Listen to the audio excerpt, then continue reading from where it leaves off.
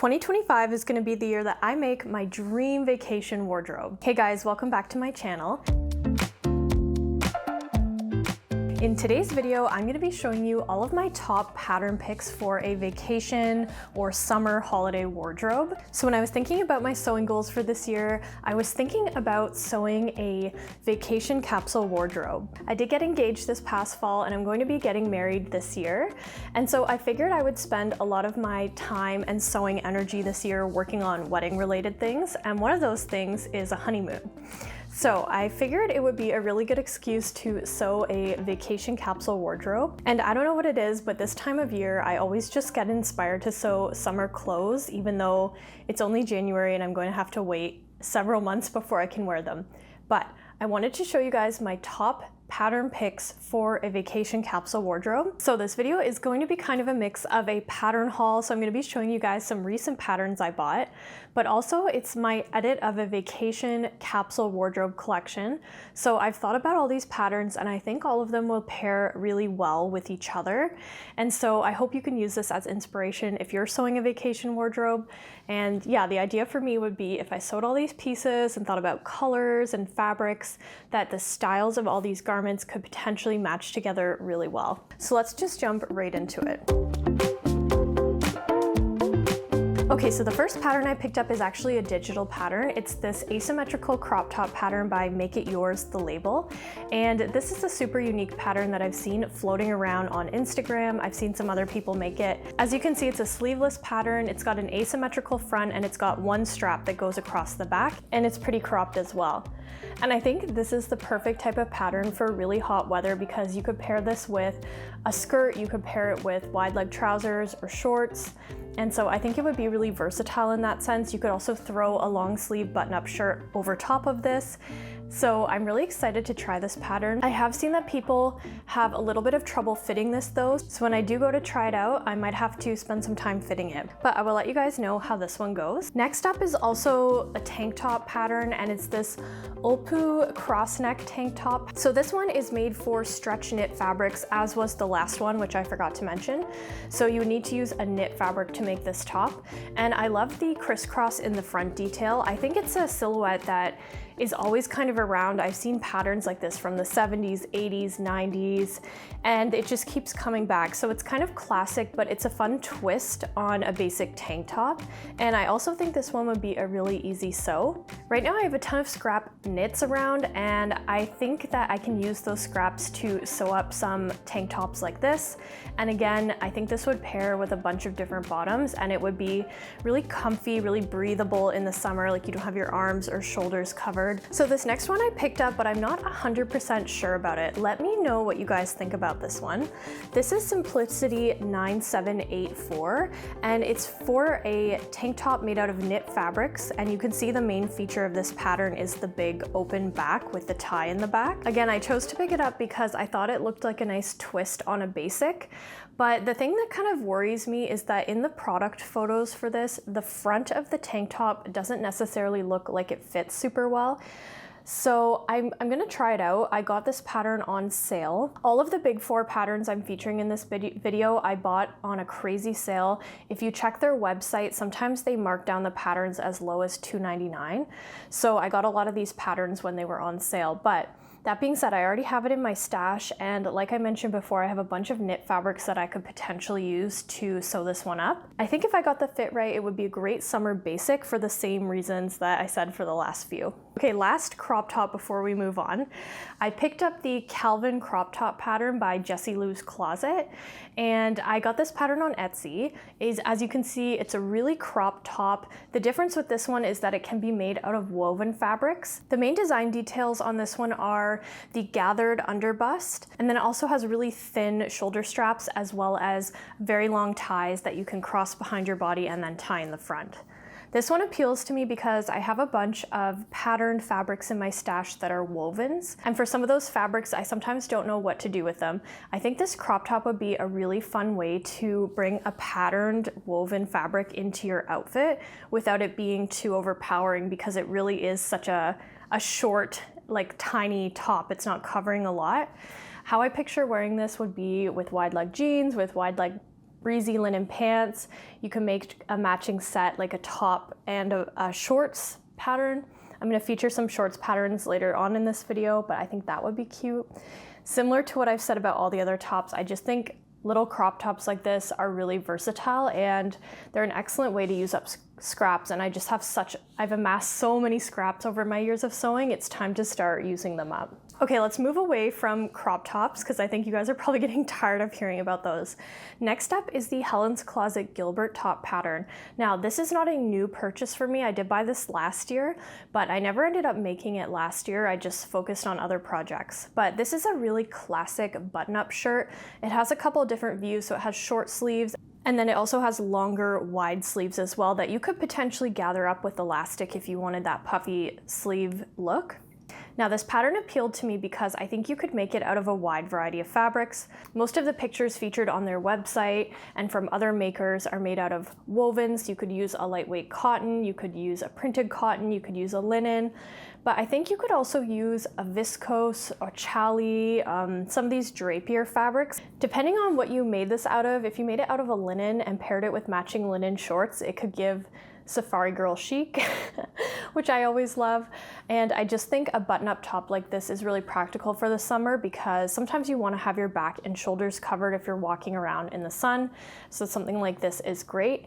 And I've heard that the Helen's Closet pattern line fits really well. I'm not sure because I haven't tried it yet, but I've just heard that the drafting is very good, the fit is generally very good, and that the instructions are good. So I'm hoping it will be a positive sewing experience. Okay, one other button-up shirt pattern I wanted to feature in the video is the Jenna shirt and dress pattern by Closet Core Patterns. So there's two different views you can make. You can make this kind of like oversized long sleeve shirt or into a dress.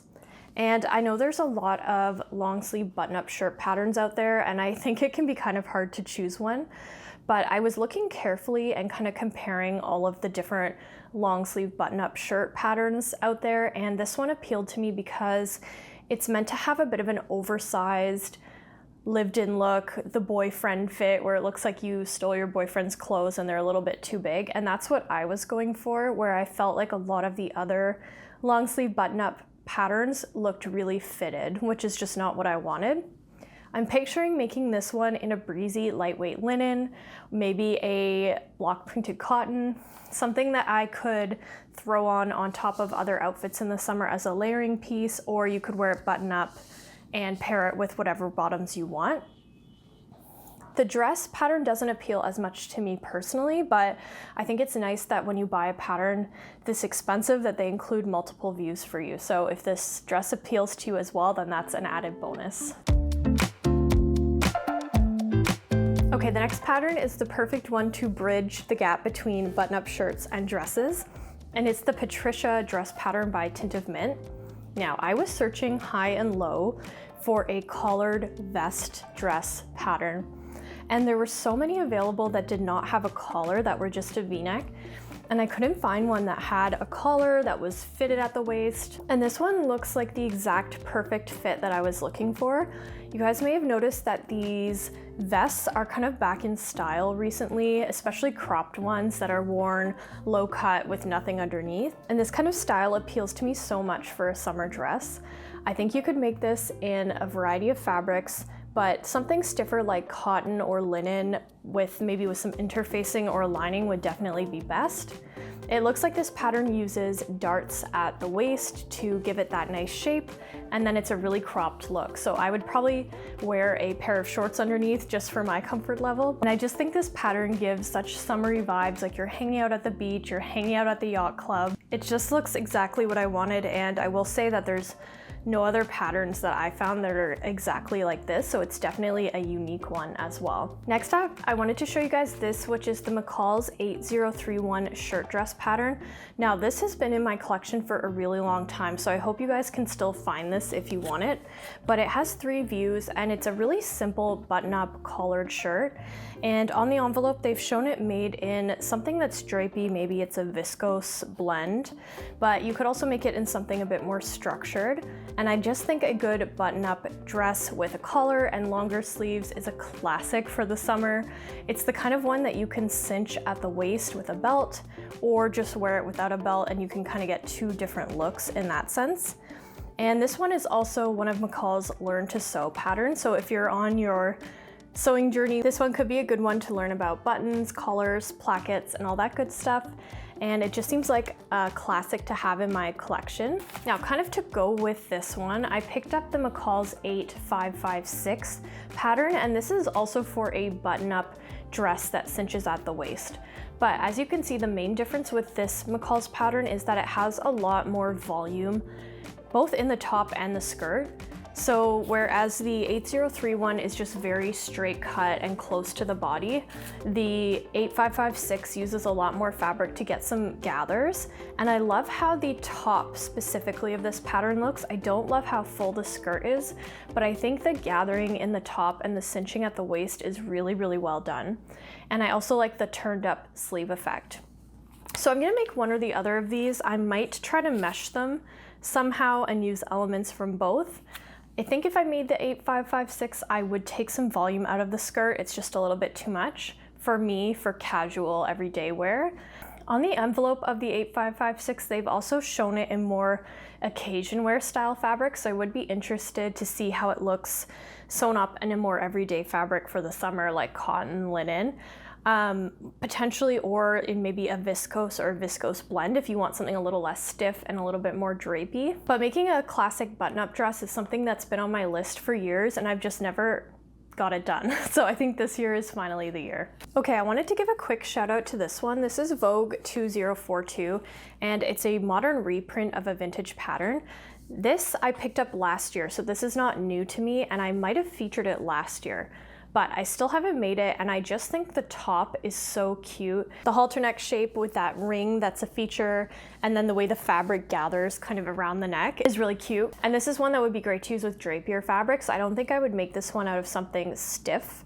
I would probably go for a viscose rayon kind of blended fabric, something with some drape. I think the other thing you could potentially consider doing with this one would be cutting it off at the waist, maybe gathering the waist with an elastic and then making that into a halter crop top. That could also work as well. So I have several more dress patterns to talk about, so I'm just gonna start kind of going through them more quickly.